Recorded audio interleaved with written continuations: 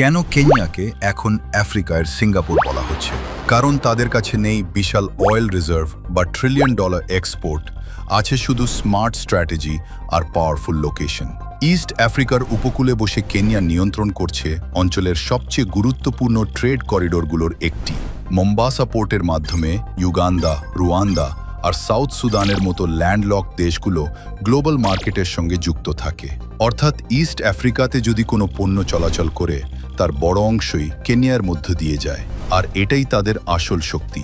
এরপর আসে ইনফ্রাস্ট্রাকচার, নতুন রেলওয়ে, ক্রস বর্ডার হাইওয়ে আর নাইরোবির চারপাশে এক্সপ্যান্ডিং লজিস্টিক্স হাব। সবকিছুই দেখায় যে কেনিয়া শুধু উন্নয়ন করছে না, বরং নিজেকে আফ্রিকার ফিউচার ট্রেড সেন্টার হিসেবে পজিশন করছে। আর সবচেয়ে বড় পরিবর্তন এসেছে ডিজিটাল সেক্টরে।